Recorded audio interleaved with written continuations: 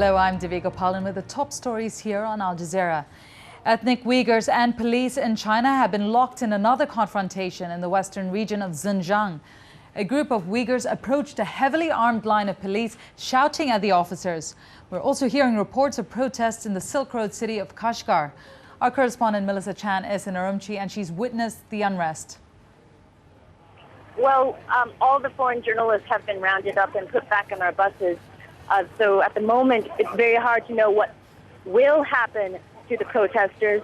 It definitely went off script because this was a government-planned trip to a Uyghur area to show us a burned-out car dealership and destroyed cars. But very quickly, you had women carrying their babies and children in hands, going up to foreign journalists and telling us that police had taken away their husbands and brothers. There's still a lot of chaos around me.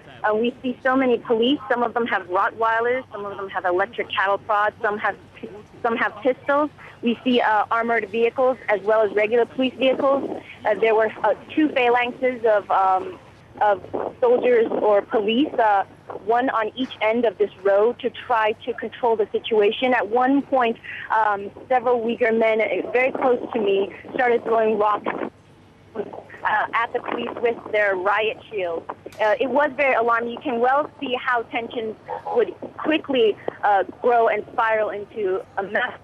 And surely, in terms of the anger that we felt, it was very, very real. The presidents of US and Russia have agreed to work towards cutting their country's nuclear weapons stockpiles. Dmitry Medvedev and Barack Obama signed the preliminary deal to reduce their inventory by as much as a third.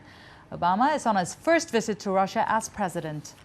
Supporters of the deposed Honduran President Manuel Zelaya are promising to widen their protests after his failed bid to re-enter the country on Sunday. Zelaya is now headed to Washington for talks with US Secretary of State Hillary Clinton. And the death toll from landslides and flooding in Vietnam has risen to 22. In southern China, heavy flooding has killed at least 20 people and displaced around 700,000. And you can, of course, get more news on our website. That's at aljazeera.net/English.